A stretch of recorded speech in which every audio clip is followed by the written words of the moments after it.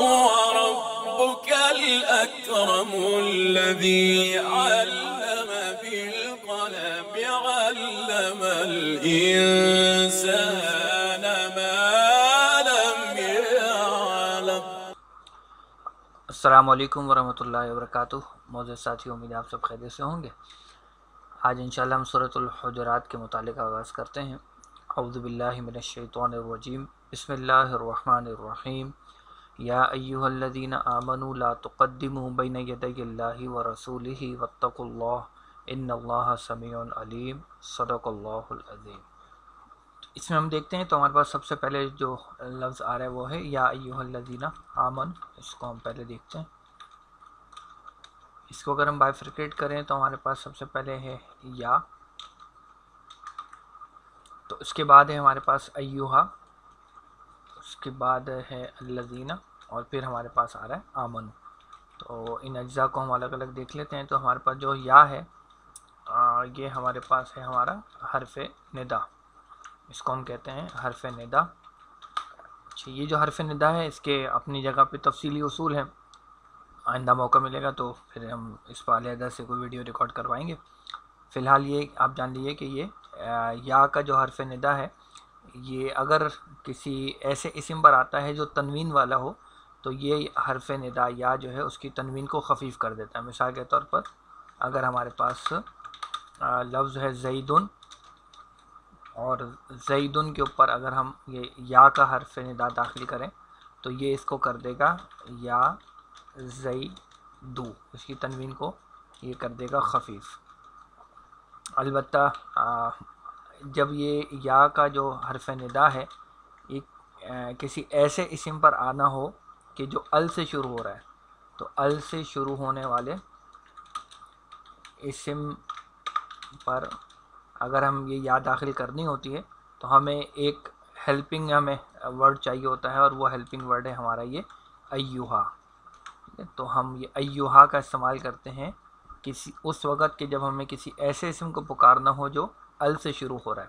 مثال کے طور پر اگر مجھے پکارنا ہو الرجل کو، تو الرجل کا جو لفظ ہے اس کو اگر میں براہ راست پکاروں گا یا کے ذریعے سے تو یہ کچھ ایسا پڑھا جائے گا یررجل، کیونکہ یہ جو حمزہ ہے یہ حمزۃ الوصل ہے، تو یہ یا پھر جا کے ملے گی براہ راست اس را سے، یہاں حرف شمسی کا بھی قاعدہ استعمال ہو جائے گا، تو یررجل، تو یہ بات جو ہے وہ اچھے سے بن نہیں رہی۔ تو ایسی صورتحال میں ہم کرتے ہی ہیں کہ یا کو ویسے ہی رکھتے ہیں اور الرجل جو ہے اس کو ہم الگ لکھتے ہیں جی۔ تو ہمیں درمیان میں یہاں پر جو ہے وہ ہم ایہا داخل کریں گے، کب؟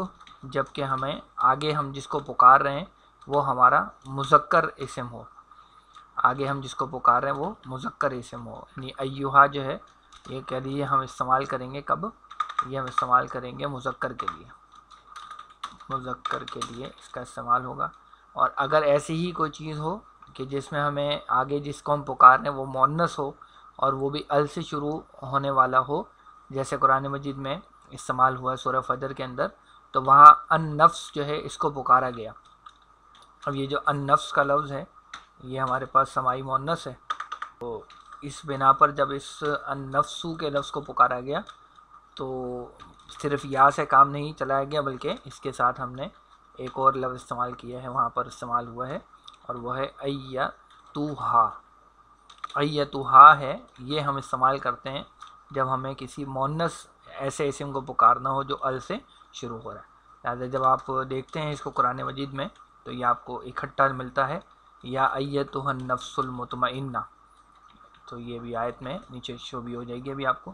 تو یا ایتھا النفس المطمئنہ اس آیت میں آپ دیکھ سکتے ہیں کہ یہ لفظ استعمال ہوا ہے۔ تو یہ جو ایہا یا پھر یہ ایتھا یہ ہمارے لیے ہیلپنگ ورڈز ہیں جب ہمیں کسی ایسے اسم کو پکارنا ہوتا ہے جو ال سے شروع ہونے والا ہے۔ تو ال سے شروع ہونے والے اسم پر جب ہمیں یا داخل کرنا ہو تو ہم ایہا یا ایتھا کا استعمال کرتے ہیں۔ اور اس میں جو فرق ہے وہ یہ ہے کہ اگر مذکر ہوگا تو ایہا استعمال کر لیں گے، جیسے یہاں پر میں اس کو لکھ دیتا ہوں، اور ایتھا استعمال کریں گے اگر ہمیں مؤنث اسم کو پکارنا ہو جو ال سے شروع ہو۔ تو امید ہے کہ یہ بات واضح ہو گئی ہوگی۔ اچھا، اب آپ یہاں دیکھیں کہ ہم نے جس اسم کو پکارنا ہے وہ ال سے شروع، یعنی الذین۔ الذین کو ہم پہلے بھی کئی دفعہ دیکھ چکے ہیں، یہ ہمارا اسم موصولہ ہے۔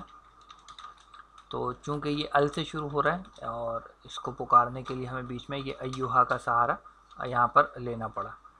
اب ہم آتے ہیں لفظ آمنو کے اوپر۔ تو آمنو کا یہ جو لفظ ہے اس کے مادے سے آپ اچھی طرح سے واقف ہی ہیں، حمزہ، میم اور نون اس کا مادہ ہے، اور یہ مادہ باب سمیہ سے استعمال ہوتا ہے مجرد میں، امنن یا امنن دونوں مصدر اس کے استعمال ہوتے ہیں، اور اس کے معنی جو ہیں وہ مختلف ہیں۔ ایک اس کے معنی ہوتے ہیں امن میں ہونا یا مطمئن ہونا۔ اس کی مثال اگر آپ دینا چاہیں تو جیسے آیت مبارکہ ہے کہ فَإِذَا أَمِنْتُمْ فَمَنْ تَمَتَّعَ بِالْعُمْرَةِ إِلَى الْحَجِّ، وہ آیت مبارکہ ہے، اب یہ نیچے آپ کو نظر بھی آ جائے گی۔ اسی طرح دوسرے اس کی جو معنی بنتے ہیں وہ ہیں کسی معاملے میں کسی پر بھروسہ کرنا۔ اس اعتبار سے جیسے وہ لفظ آیا سورہ آل عمران کے اندر کہ ان تامنہ بقنطار، کہ نا وہ آیت مبارکہ وہ بھی آپ نیچے دیکھ سکتے ہیں اس میں۔ اسی طرح نمبر 3 جو ہے اس کے معنی ہوتے ہیں کسی کی بات کا اعتبار کرنا۔ تو جیسے وہ حضرت یوسف علیہ السلام کے واقعے میں آتا ہے نا، کما امنتکم علی اخیہ من قبل، تو وہ وہاں پر یہ امن کا جو فعل ہے وہ بمعنی کسی کی بات کا اعتبار کرنے کے آتا ہے۔ البتہ یہاں پر جو ہے یہ باب افعال سے استعمال ہوا ہے، اور باب افعال میں اس کے معنی ہوتے ہیں ایمان لانا یا تصدیق کرنا، اور یہاں پر یہ باب افعال سے ہی استعمال ہوا ہے۔ ماضی کا جمع مذکر غائب کا یہ صیغہ ہے۔ اگر ہم اس کے وزن پہ جائیں تو یہ باب افعال میں اس کا وزن ہے افعلو۔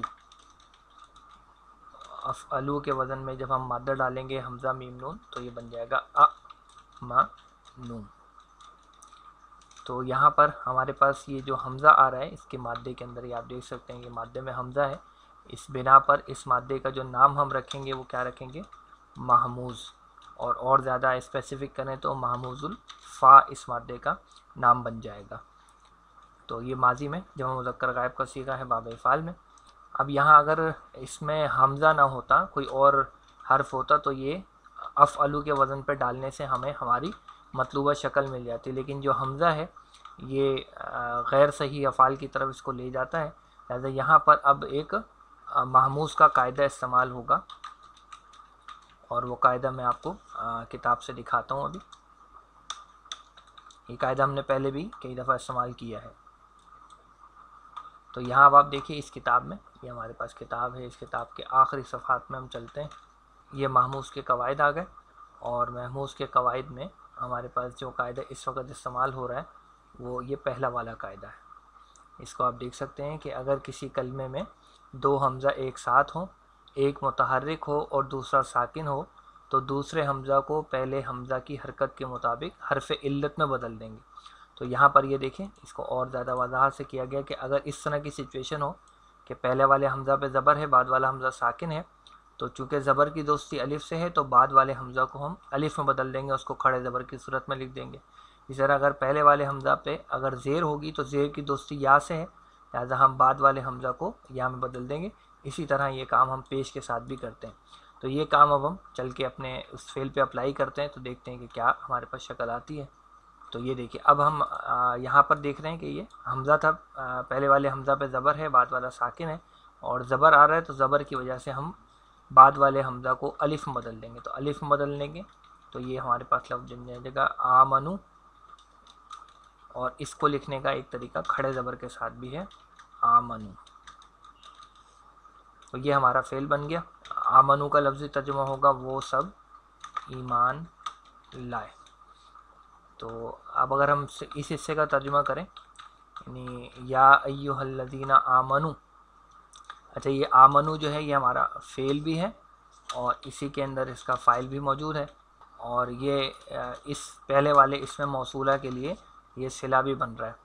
اور اس یا کے حساب سے اگر ہم دیکھیں تو یا ایہا یہ ہمارا حرف ندا ہو گیا، اور الذین آمنو یہ ہمارے منادہ ایک طرح سے بن جائے گا، اس میں موصولہ اور صلہ مل کر۔ تو اس کا اگر ہم یہاں ترجمہ کریں تو ہو جائے گا اے وہ لوگو جو ایمان لائے۔ اب ان لوگوں کو خطاب کر کے حکم دیا جا رہا ہے، وہ بھی ہم دیکھتے ہیں آگے کیا ہے ہمارے پاس۔ آگے ہمارے پاس ہے لا تقدموا بین یدی اللہ و رسولہ، اس حصے کو ہم اٹھا لیتے ہیں اور اس پر ہم آگے دیکھتے ہیں کہ کیا کنسٹرکشن ہو رہی ہے۔ تو لا تقدموا بین یدی اللہ و رسولہ میں اگر ہم دیکھیں تو اس میں جو ہمارے پاس لا ہے یہ ہمارے پاس لائے نہیں ہے۔ یہ کیسے پتہ لگے گا کہ یہ لائے نہیں ہے، لائے نفی نہیں ہے؟ اس کے لیے آپ دیکھیے آگے جو فعل ہمارے پاس آ رہا ہے تقدمو، اس تقدمو فعل کا آپ دیکھ سکتے کہ نون گر گیا ہے، تو ایکچولی یہ ہمارا مضارع مجزوم ہو جائے گا، اس کو ہم فعل نہیں بھی کہہ سکتے ہیں۔ اور یہ تو اس میں اب آپ دیکھ سکتے ہیں کہ لائے نہیں ہے، اور تقدمو جو ہے، اچھا اس لائے نہیں کو ہم دوسرے اعتبار سے جازم مضارع بھی کہہ سکتے ہیں، کیونکہ اسی جازم مضارع کی وجہ سے یہ تقدمو یہ فعل مجزوم ہوا ہے۔ اور بین یدی اللہ و رسولہ یہ پورا حصہ اس کا متعلقہ فعل بن جائے گا۔ ہم اس کو بھی دیکھیں گے، اس کو ہم ظرف بھی کہہ سکتے ہیں، یا اس کا ایک اور نام مفعول فیہ بھی استعمال ہوتا ہے، اس کو بھی ہم تھوڑی دیر میں دیکھتے ہیں۔ فی الحال ہم اپنے فعل کی طرف آتے ہیں، تو ہمارے پاس فعل ہے تقدمو۔ تقدمو جو فعل ہے اس کو اگر میں پورا لکھ دوں تو یہ اس طرح سے لکھا جائے گا تقدمونا، اصل اس کی شکل یہ تھی، نون اس کا گر گیا۔ اس کا مادہ آپ بڑی آرام سے پہچان سکتے ہیں، اور مجھے امید ہے اب تک آپ پہچان بھی چکے ہوں گے۔ بالکل صحیح ہے جی، قاف دال اور میم اس کا مادہ ہے، اور یہ مادہ باب نصر سے استعمال ہوتا ہے ایک پہلو سے، اور اس وقت اس کا مصدر بنتا ہے قدمن، اور یہاں اس کے معنی ہوتے ہیں کسی چیز کے آگے ہونا یا پیش رو ہونا۔ تو اس معنی میں جیسے کہ سورہ ہود میں یہ لفظ آیا ہے یقدم قومہ یوم القیامہ، فرعون کے حوالے سے یہ لفظ وہاں آیا، یہ آپ نیچے دیکھ سکتے ہیں، یہ آیت پوری موجود ہے۔ یہاں پر جو ہے یہ باب تفعیل سے استعمال ہوا ہے، تو باب تفعیل میں جو اس کے معنی ہیں وہ ہوتے ہیں آگے کرنا یا آگے بھیجنا، تو یہ معنی یہاں پر اس کے بن رہے ہیں، آگے کرنا یا آگے بھیجنا کے۔ تو یہاں پر یہ باب تفعیل میں اگر آپ دیکھیں گے تو یہ مضارع جمع مذکر حاضر کا صیغہ بن رہا ہے۔ باب تفعیل میں جمع مذکر حاضر کے صیغے کا وزن ہے تفعیلون، اور اس تفعیلون کے وزن پہ جب ہم مادہ ڈالیں گے قاف دال میم تو یہ بن جائے گا تقدمون۔ اب اس تقدمون میں جیسے ہم اوپر دیکھ کر آئے ہیں کہ یہ لائے نہیں یہاں پر استعمال ہو رہا ہے ہمارا، تو اس لائے نہیں کو جب میں اس تقدمون پہ داخل کروں گا تو ہوگا کیا کہ اس تقدمون کا جو آخر میں نون ہے وہ ہمارا ڈراپ ہو جائے گا، اور اس کے ڈراپ ہونے کی وجہ بالکل واضح ہے کہ یہ جو لا ہے یہ لا جازم مضارع ہے ہمارا،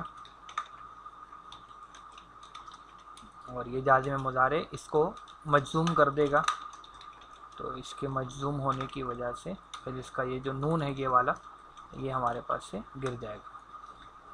تو جب ہم اس کو ڈراپ کر دیں گے تو ہمارے پاس یہاں آ جائے گا لا تقدمو۔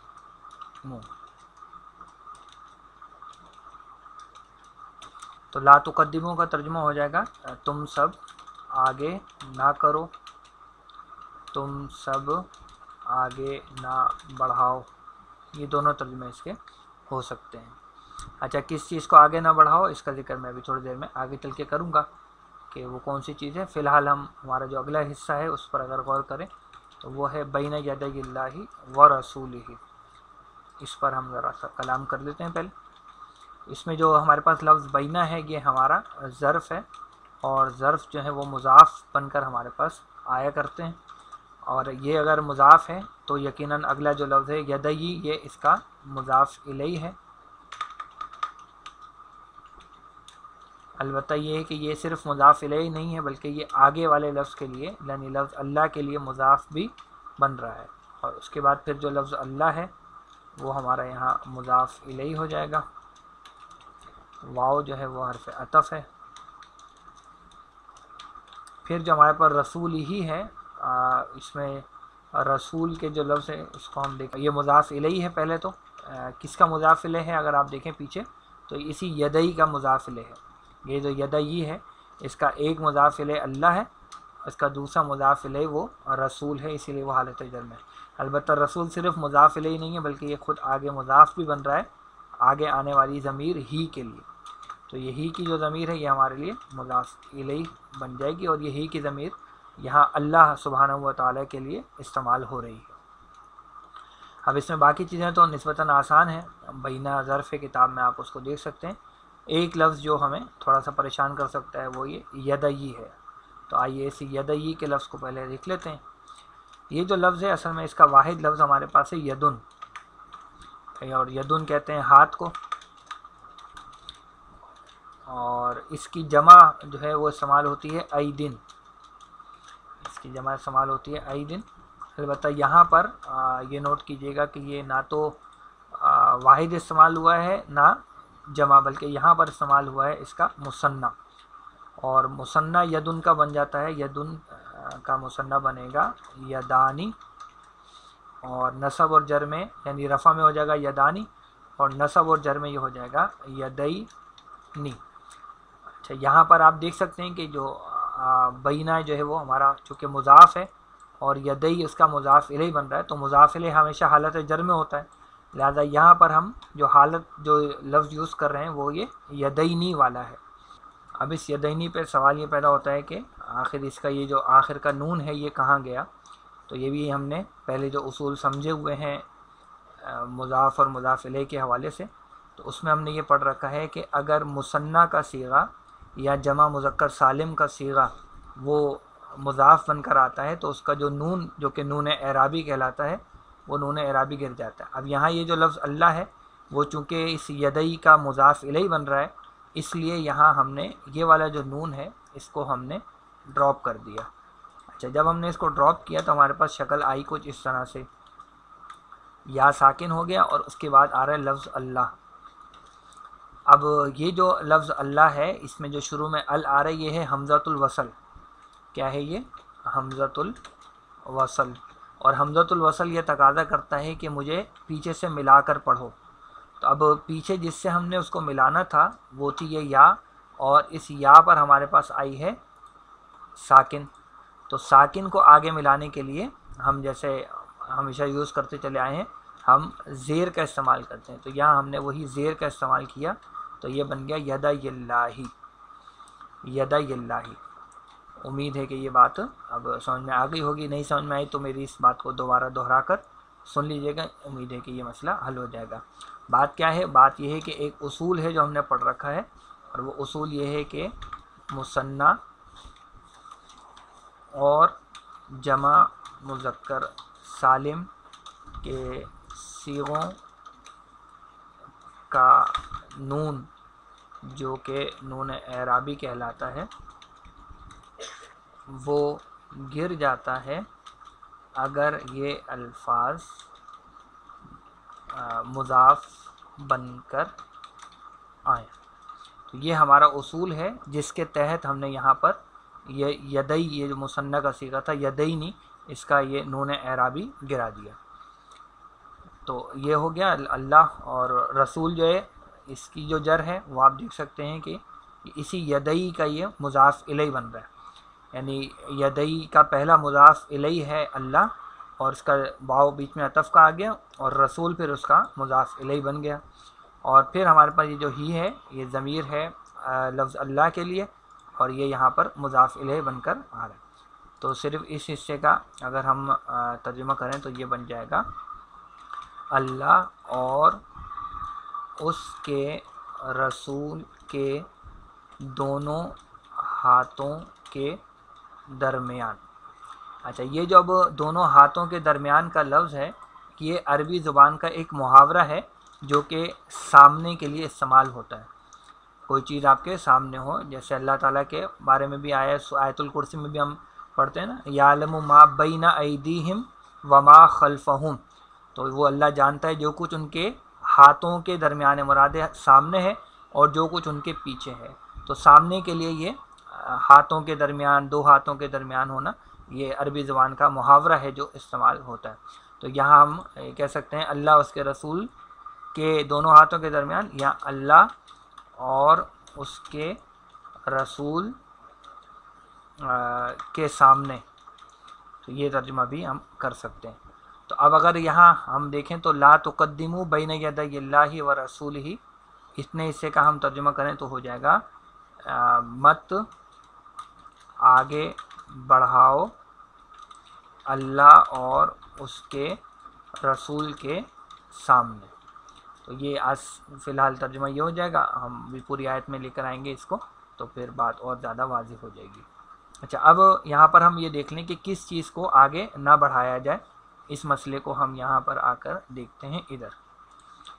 تو یہ جو فعل ہے لا تقد، یہ جو تقدموں کا فعل ہے، یہ جان لیجیے یہ متعدی فعل ہے، اور متعدی افعال وہ ہوتے ہیں کہ جن کے اندر مفعول آ سکتا ہے۔ تو یہاں پر کس چیز کو آگے نہ بڑھایا جائے، اس کے بارے میں ایک رائے میں آپ کو یہ بتا دیتا ہوں پہلے، اس کے بعد دوسری رائے بھی رکھتا ہوں انشاءاللہ آپ کے سامنے۔ تو لا تقدمو، کس چیز کو آگے نہ بڑھاؤ، اس کے بارے میں ایک جو سمجھے کہ مرکب اضافی کو محذوف مانا گیا، وہ ہے امورکم، امورکم، یعنی ان چیزوں کو آگے مت بڑھاؤ اللہ اس کے رسول سے آگے، یا اللہ رسول کے سامنے۔ اب یہ امورکم جو ہے، اس میں ہمارے پاس جو لفظ ہے امرن، اس کی یہ جمع ہوتی ہے امورن، اور یہ لفظ جو ہے وہ کام کے لیے، معاملات کے لیے، اور مختلف امور میں یا مختلف چیزوں کے حوالے سے یہ لفظ ہمارا استعمال ہوتا ہے۔ تو جمع اس کی ہے امورن۔ تو یہاں پر اگر آپ دیکھیں تو اس کو میں یہاں اٹھا دیتا ہوں نیچے، تو امور جو ہے وہ ہمارا بن جائے گا مضاف، اور یہ جو کم کی ضمیر ہے، کیونکہ اسم کے ساتھ ضمیر آتی ہے جب بھی متصلہ تو وہ مضاف مضاف الیہ بنتا ہے، تو یہ جو ہماری ضمیر ہے کم کی، یہ مضاف الیہ بن جائے گی۔ اچھا، سوال یہ ہے کہ یہ امور جو ہے وہ نصب میں کیوں آیا ہے؟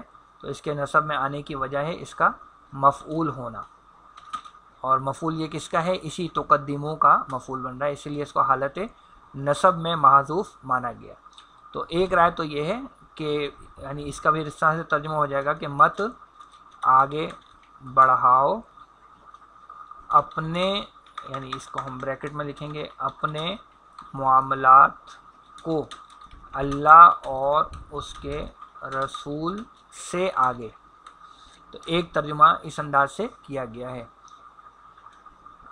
اچھا، ایک دوسری رائے بھی اس کے بارے میں، وہ میں آپ کے لیے یہاں پر کاپی پیسٹ کر دیتا ہوں، جو کہ رائے ہے پیر کرم شاہ الازہری نے اپنی تفسیر ضیاء القرآن میں کیا ہے، وہ بھی ایک بڑی اچھی بات ہے، میں آپ کے لیے یہاں پہ اس کو پیش کرتا ہوں۔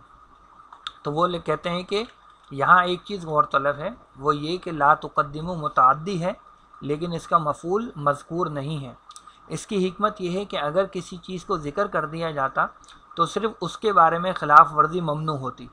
مفعول کو ذکر نہ کر کے بتا دیا کہ کوئی عمل ہو، کوئی قول ہو، زندگی کے کسی شعبے سے اس کا تعلق ہو، اس میں اللہ اور اس کے رسول صلی اللہ علیہ وسلم کے ارشاد سے انحراف ممنوع ہے۔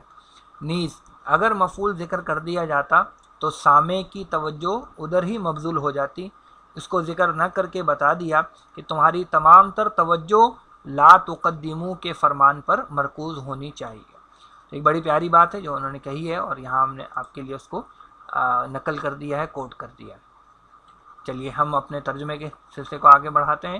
تو لا تقدمو بین یدی اللہ و رسولہ کے بعد ہمارے پاس اگلا حصہ ہے واتقوا اللہ۔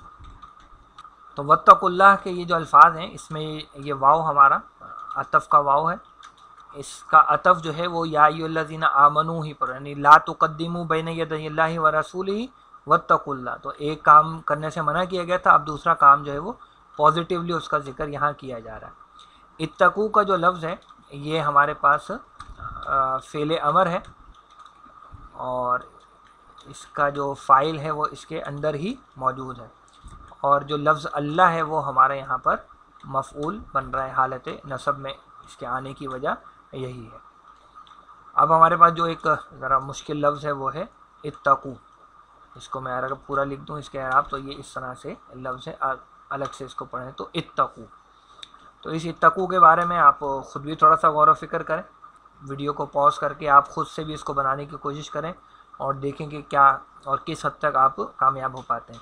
और अगर कोशिश के बावजूद ना बने तो अब आप इस वीडियो को आगे प्ले कर लीजिए। बात यह है कि ये जो इत्तकू है इसका मादा बुनियादी तौर पर है वाव, काफ और या, और ये मादा मुजर्रद में बाब ज़रबा से आता है और वहाँ इसका मस्दर बनता है विकायतन। इसके बुनियादी मायने होते हैं किसी को तकलीफ़ या नुकसान से बचाना, और इसमें इसके अमूमन जो है वो दो मफ़ूल आते हैं, किसको बचाना और किस चीज़ से बचाना। तो अमूमन दो मफ़ूल के साथ इसका इस्तेमाल होता है। अलबत्ता यहाँ ये जो इत्तकू का लफ्ज़ है ये इस्तेमाल हुआ है बाब इफ्तियाल से, बाब इफ्तियाल।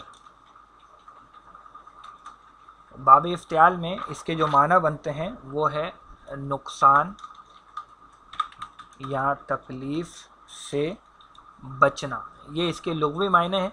जबकि अगर इसको इस्तिलाहन देखा जाए तो ये लफ्ज़ इस्तेमाल होता है फिर ख़ास अल्लाह की नाराज़गी से बचना या अल्लाह की नाफरमानी से बचना, और बाज़ दफ़ा जो है वो डरने के मायनों में भी ये लफ्ज़ आते हैं, अल्लाह से डरना वगैरह वगैरह। तो ये तो खैर इसके मानी पर बात है। हमने ये जिक्र किया कि यहाँ पर ये फ़ेल अमर है, तो आइए देखते हैं कि ये फ़ेल अमर कैसे बनेगा। पहले तो ये कि जमा मुज़क्कर हाज़िर का सीगा बनेगा बाब इफ्तियाल में, और बाब इफ्तियाल में जमा मुज़क्कर हाज़िर का वज़न है तफ़्ताइलूना।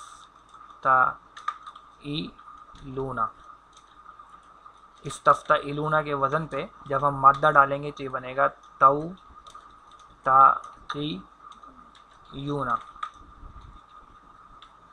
तौताक़ियूना। अब आप देख सकते हैं कि इसके ये जो हमारा मादा है इस मादे के अंदर हमारे पास दो दो इल्लतें हैं। इन दो इल्लतों को अगर हम देखें, आप किताब में भी जाकर देखें, मैं आपको किताब में दिखा भी देता हूँ। जी आप देख सकते हैं किताब में हमारा सफ़ा है हुरूफ़ इल्लत वाला, और किताब में ये सफ़ा नंबर 30 है।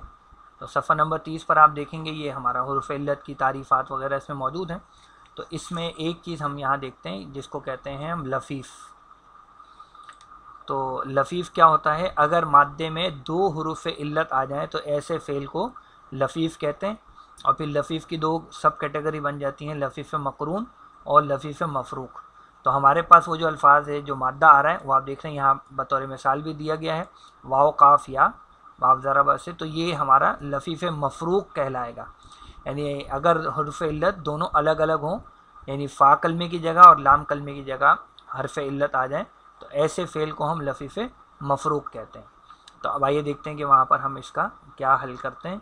तो यहाँ अब आप देखिए कि वाव काफ या को हमने कहा कि ये लफ़ीफ़ मफ़रूक़ है, और लफ़ीफ़ मक़रूक़ जो है वो दो चीज़ों का मजमुआ होता है, एक मिसाल और दूसरी तरफ से नाक़िस। और यहाँ अगर और स्पेसिफ़िक करें तो यहाँ वाव चूँकि आ रहा है शुरू में तो हम इसको कहेंगे मिसाल वावी, और नाक़िस की जगह पे आ रहा है हमारे पास या तो ये हो जाएगा नाक़िस याई। तो असल में अब होगा ये कि हम इस पर इन दोनों के कवायद का इतलाक़ करेंगे, मिसाल वावी का भी और नाक़िस याई का भी। तो फिर इंशाल्लाह हमारे पास जो मतलूबा शक्ल है वो दस्तयाब हो जाएगी। तो हम पहले इस पे मिसाल वावी का कायदा लगाएंगे, और मिसाल वावी का कौन सा कायदा लगेगा ये भी मैं आपको किताब में दिखाता हूँ चल के। तो ये हमारे पास मिसाल के कवायद यहाँ पर मौजूद हैं, मिसाल के लिए कवायद।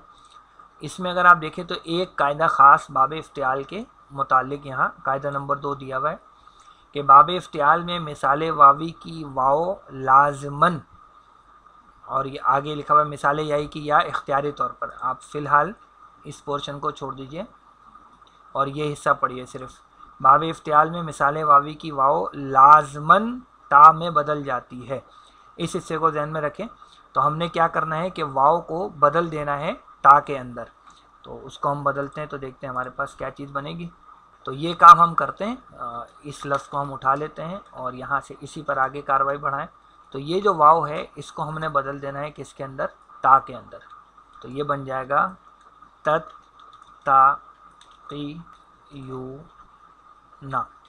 یہ ہمارے پاس آ گیا. اور اس تتقیون کو ہم یہاں ان دونوں تا کا ادغام کر سکتے ہیں. تو یہ ہم تشدید کے ساتھ اس کو لکھ دیں گے تتقیون. تو یہ ہمارا شروع کا حصہ تو الحمدللہ سیٹل ہو گیا. اب آخری کا جو حصہ ہے یعنی یہ جو آپ دیکھ رہے ہیں کہ قیونا آ رہا ہے جبکہ وہاں ہمارے پاس جو لفظ ہے وہ کو کر کے کچھ اس کی اینڈنگ بن رہی ہے. تو وہ حصہ کیسے ہوگا؟ اس کے لیے ہم ناقص کا قاعدہ اپلائی کریں گے. اور یہ وہ قاعدہ ہے جو اس سے پہلے کئی مرتبہ ہم استعمال کر چکے ہیں کہ جب کسی لفظ میں دو حرف علت ایک ساتھ آ جاتے ہیں تو ہم مادے کے حرف علت کو گرا دیتے ہیں. تو یہاں پر یہی چیز ہوگی.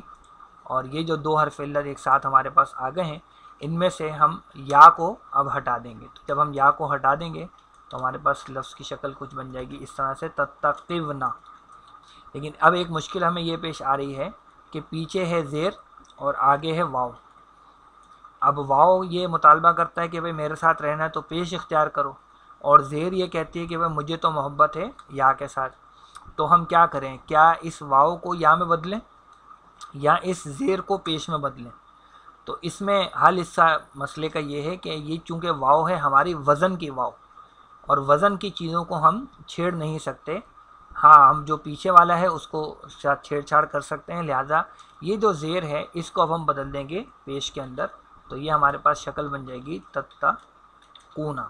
اور اب اس تتقونا کے لفظ سے ہم بنائیں گے فعل امر. اور فعل امر بنانے کے لیے ہم کیا کرتے ہیں آپ کو یاد ہی ہے اچھے سے کہ ہمیں دو تلواریں چلانی ہوتی ہیں. ایک شروع سے علامت مضارع ہٹائیں گے ہم اور ایک آخر سے یہ نون ہٹا دیں گے. تو جب یہ کام ہم یہاں کر دیں گے تو ہمارے پاس شکل آ جائے گی کچھ اس طرح سے. البتہ آپ دیکھ سکتے ہیں کہ یہ جو تشدید ہے تشدید میں پہلے ساکن ہوتا ہے پھر حرکت ہوتی ہے. تو اس کو ہم پڑھ نہیں سکیں گے. یعنی اگر میں ایسے ہی چھوڑ دوں گا اس کو تو اس کو ہم پڑھ نہیں سکیں گے. اس کو پڑھنے کے لیے ہمیں کیا کرنا پڑے گا؟ ایک حمزۃ الوصل شروع میں لگانا پڑے گا اور اس پر زیر آ جائے گی. باب افتعال میں زیر ہی آتی ہے. تو یہ ہو جائے گا اتقو. یہ ہمارے پاس فعل امر بن گیا اتقو. تو مشکل ہے اس میں کافی ساری چیزیں استعمال ہوتی ہیں. آپ ابھی ایک دفعہ بنائیں گے اس سورہ مبارکہ میں سورہ حجرات میں یہ لفظ 3 مرتبہ ہمارے سامنے آئے گا. تو ابھی ہم نے بنایا ہے تفصیل کے ساتھ. دوسری دفعہ بھی کچھ بنائیں گے انشاءاللہ پھر آپ کو یہ ذرا پکا ہوتا چلا جائے گا. تو اتقو کا یہ فعل امر الحمدللہ ہمارے یہاں بن گیا. اور اس کا جو آگے مفعول آ رہا تھا وہ لفظ اللہ تھا. تو اس حصے کا ترجمہ ہمارے پاس کیا ہو جائے گا؟ اس کا ترجمہ ہو جائے گا اور اللہ سے ڈرو. یہ بھی صحیح ہے. ایک ترجمہ ہو سکتا ہے اور اللہ کی نافرمانی سے بچو. یہ بھی ہو سکتا ہے. اور یہ بھی ہو سکتا ہے اور اللہ کی ناراضگی سے بچو. تو یہ سارے ہی ترجمے ٹھیک ہیں. تو یہ ترجمہ یہاں تک ہو گیا الحمدللہ. اب آخری حصہ بہت آسان سا ہے اور وہ ہمارا سادہ سا جملہ اسمیہ بن جائے گا. جملہ اسمیہ تاکیدیہ. اس کو ہم ابھی بنا لیتے ہیں یہاں پر. اس میں جو انا کا لفظ ہے وہ ہمارا مشبہ بالفعل ہے اور یہ تاکید کے لیے استعمال ہوتا ہے. یہ بات بھی ہم جانتے ہی ہیں پہلے سے. اس انا کی وجہ سے یہ جو اللہ کا لفظ ہے یہ نسب میں آ گیا. تو اس کو ہم کہیں گے انا کا اسم، یا اس کو ہم مبتدا بھی آسانی کے لیے کہہ سکتے ہیں. اور اس کے بعد سمیع علیم یہ دونوں اس کی خبریں ہیں. یہ خبر نمبر 1 ہو جائے گی اور علیم جو ہے اس کی خبر نمبر 2 ہو جائے گی. بظاہر ایسا لگتا ہے کہ سمیع علیم یہ دو مل کر مرکب توصیفی بن جائے گا. تو یہ مرکب توصیفی نہیں بنتا کیونکہ یہ دونوں ہی صفات ہیں. مرکب توصیفی کے لیے ضروری ہوتا ہے کہ ایک موصوف ہو اور ایک صفت ہماری استعمال ہو. تو اس چیز کو ہم دیکھیں تو یہاں پر کوئی بھی ایسا مشکل لفظ نہیں ہے. بس یہ دیکھ لیجیے کہ جو سمیع اور علیم ہے یہ دونوں ہمارے اسم المبالغہ ہیں فعیل کے وزن پر. اور بالکل اسی طرح سے یہ علیم بھی ہمارا ہے. تو علیم اور فعیل دونوں اسم المبالغہ ہیں فعیل کے وزن پہ. اور فعیل کے وزن میں دوام اور تسلسل کا مفہوم ہوتا ہے.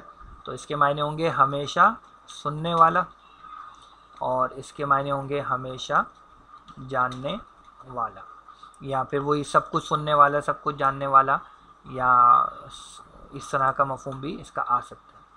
تو یہ جدا جدا اجزاء الحمد للہ یہاں ہم نے کر لی۔ اب آئیے اس پوری آیت کا ایک جگہ پہ ترجمہ جمع کرتے ہیں۔ تو اس کا ترجمہ اب ہو جائے گا ہمارے پاس، اے وہ لوگو جو ایمان لائے، مت آگے بڑھاؤ اللہ اور اس کے رسول سے آگے یا کے سامنے۔ اچھا، مت آگے بڑھاؤ کس چیز کو؟ وہ ہم نے دیکھا تھا معذوف، اپنے معاملات کو، اللہ اس کے رسول سے آگے، اور اللہ کی نافرمانی سے بچو، بے شک اللہ خوب سننے والا، خوب جاننے والا ہے۔